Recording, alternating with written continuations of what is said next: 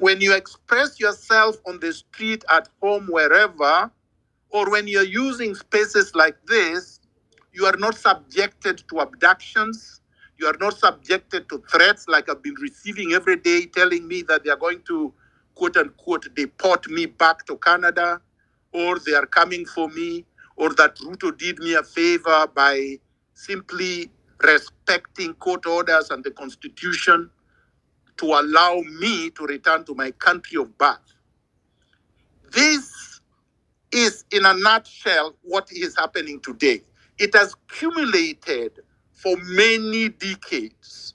Between 2017 and 2022, if many people recall, Uhuru Kenyatta did the same thing. He turned his guns on the people. He was abducting Kenyans. Many of them, their bodies were found in River Yala. Many of them disappeared up to today. And we know people were tortured. Personally, my house was bombed. They abducted me just the same way they've been abducting people at night when I was sleeping. Vanished with me, tortured me, and forced me out of the country. This is the context. So when the Gen Zs come onto the streets and say, reject Finance Bill 2024, we should not lose that historical context, that the grievances are not new, that this culture of impunity that Ruto now exemplifies, the refusal to listen to the people, the runaway corruption, the plunder that does not know limits, the arrogance that you see when D posts on X, and when Farouk and Sudi go to Arambes every week and purport to donate tens of millions of public money that they have stolen. Farouk Kibet does not hold any public office, but can donate on every weekend Arambe 10 million shillings. Sudi's salary is 1 million shillings, but he can donate 20 million every weekend. These are public money. When Kenyans see Ruto walking around with a watch worth 30 million shillings, many watches, and shoes of 2 million, and takes a private jet to the US that is purportedly worth 200 million, does not account for any of this. When Ruto cries that Uhuru Kenyatta left an empty coffers at Treasury, but instead of going for the people that looted the Treasury and left the coffers empty so that they can pay the so-called debts that Kenyans did not consent to them taking, he then turns around and overtaxes Kenyans. The same Kenyans that are unemployed, the same Kenyans who cannot afford 3 meals a day, the same Kenyans that is brutalizing. This is the trigger. Finance Bill 2024, which is an IMF World Bank project, was simply a trigger based on the historical grievances that Kenyans have had for all this time. It was also precipitated by the fact that even though the Constitution ended, at least legally, the imperial presidency, the president has refused to recognize the constitutional limits. For instance, he's using the power of the presidency that is limited in the Constitution to emasculate parliament, and has emasculated parliament completely through bribery, through CDF, which the courts have declared illegal, through threats like that of Kibet Farouk, through kidnappings or abductions, and through bribery. He has also emasculated the judiciary, again, through the same mechanisms. So the legislative arm of government and the judicial arm of government have been turned into extensions of State House. The executive is now engaged in impunity. They do things without restraint.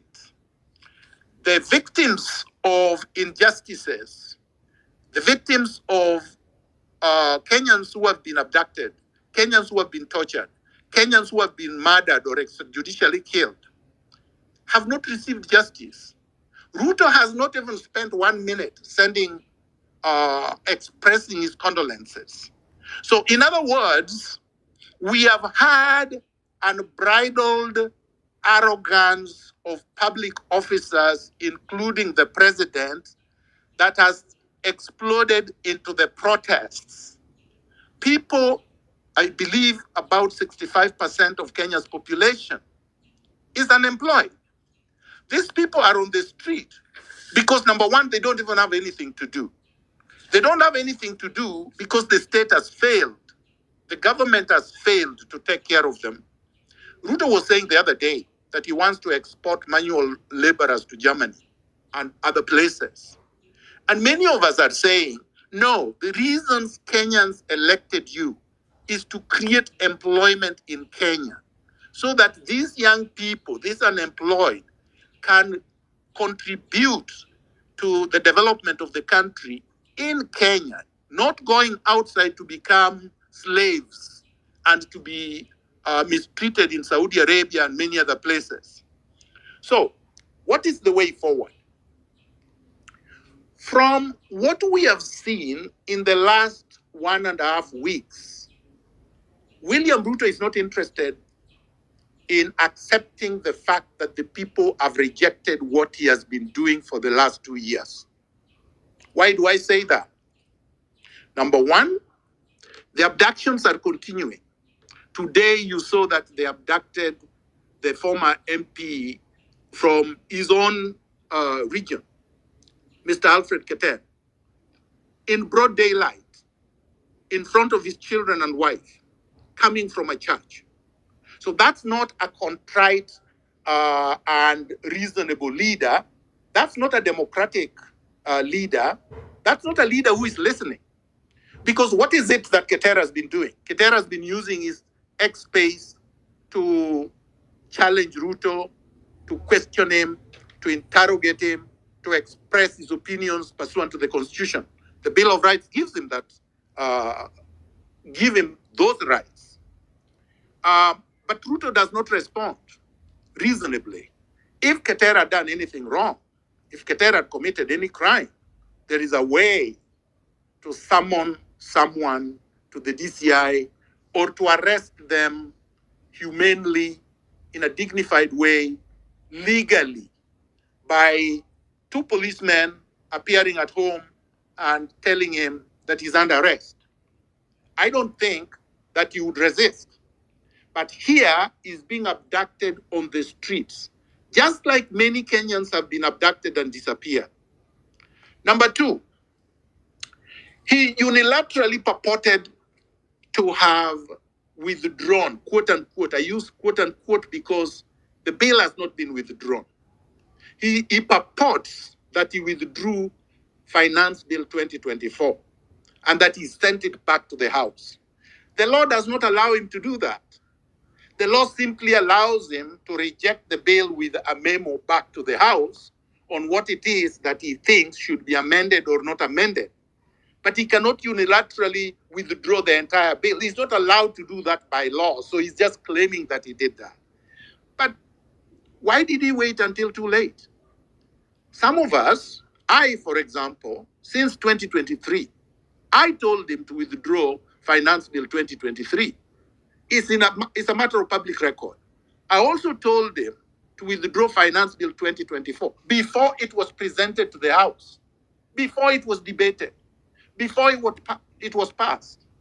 Kenyans demanded, even on the day of rage on Thursday, when a few gallant youth stormed Parliament, they wanted Parliament not to preside over the passage of the bill. Ruto refused. Why did it take so many lives lost for him to purport, to reject, to sign the bill into law?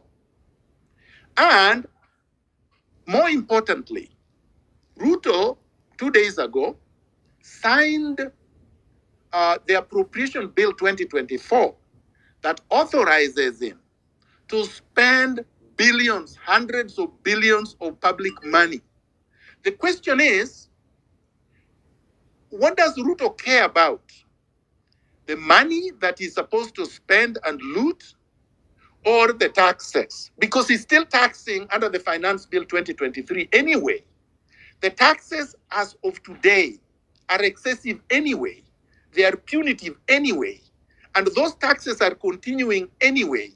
If you go anywhere else in Kenya today, you will be taxed. So nobody is saying the withdrawal or the refusal or the rejection of Finance Bill 2024 has solved anything. It hasn't. And then it has not stopped Ruto from spending the hundreds of billions. The spending, the illegal expenditures continue. The stealing continue. The ostentatious spending continue. The abductions continue. The extrajudicial killings continue, which means Ruto is telling Kenyans, go to hell. He's putting his middle finger and flashing it to Kenyans. The last point. Ruto then purports yesterday and unilaterally announced that he has constituted some consultation or consultative youth engagement without reference to the people, without reference to the grievances, without knowing or understanding or appreciating the fact that the demonstrations was a vote of no confidence on the street pursuant to section clause 1 of the constitution against his regime. He's not contrite. He called the protesters criminals. He said the criminals had infiltrated and had done all manner of things. But it is Ruto's goons, the police, the killer squads that are not dressed in police uniform, killing people on the streets. So this is the context. We are saying Ruto is incorrigible. Ruto has become ungovernable and must be brought to account. And the people of Kenya have a right under clause 1 of the constitution to bring him to account. They can do that on the street. They don't have to do that through parliament because parliament has been captured. Those suggesting that we go to court are missing the point completely. Law is an instrument of power, not the other way around. I studied law. Law serves the state. Law does not serve the citizens. The primary purpose of law is to serve the state. That is why the state enacts the laws. The citizens don't enact the laws. So, and the courts, the judges are employees of the state. The state pay them. The state protect them through weapons and muzzlemen. And the state can threaten them, can intimidate them, can bribe them, and are doing that already. That is how come a judge ratified the illegal deployment of the military on the streets. We don't have martial law in Kenya. We don't have a military dictatorship in Kenya, or at least we should not have. But we have the military on the streets. Ironically, we have a deployment of 2,000 police officers in Haiti. They are saying we don't need them in Kenya, but we need them in Haiti. But in Kenya, we need the military on the roads. So what is the way forward? Ruto expects Kenyans to be confused, Kenyans to be divided, Kenyans and Gen Zs, particularly Gen Zs, to say this is our movement. Nobody should speak about this movement. Nobody should purport to be a leader. Nobody should give us direction. They want that because they know that the staying power of any unorganized group is maximum of 2 weeks. So they're waiting. They're waiting for them to infiltrate. They're waiting for them to buy a few of the patriots. They are waiting to compromise them. They are waiting to use to reach them through their parents. They are waiting to basically for them to die through attrition. They are also waiting for them to start being opportunistic and fighting against each other and making contradictory demands. They know that they have the NIS, they have the DCI, they have the military intelligence, they have the bureaucracy, they have the CIA, they have the intelligence of the British. They have all this institutional firepower against just discontented citizens. So they expect the discontented citizens to be confused. We cannot allow ourselves to be confused. And I say ourselves because this struggle does not belong to any generation. This is a struggle for all Kenyans. It cannot be a struggle for one generation. The problems we are facing affect all Kenyans. Overtaxation affects all Kenyans. Tyranny affects all Kenyans. Keter that they abducted today is not a Jay-Z, is not a Generation Z. So we know that he wants to divide us. So we cannot allow that. So our demands, in my respectful opinion, can only be one. Ruto and his entire regime must go. They must resign now because they are not capable, they are unable, they are unwilling, and it is not in their best interest to resign. They will not do it willingly. All right? Power does not concede without resistance. Power does not concede without a fight. Nobody exercising the kind of power Ruto has will surrender without a fight. So he will not throw in the towel on his own. He will not concede to the extent that what he does is inimical to his existence. In other words, if Ruto were to surrender today and gave in to everything, which then makes his survival as a head of state and a head of government and his so-called re-election prospects almost zero, he will not do that. And we know right now it is almost zero. It is now that we must demand that he resigns because he is at his weakest point. He cannot leave to State House and go anywhere. He cannot even go abroad and waste our money. He cannot go to church anymore. His wife could not even go to church this weekend. He could not go to church and leave without people chasing after him. His MPs cannot walk freely in Kenya. His ministers cannot talk anywhere. We have them, as they say, by the scrotum.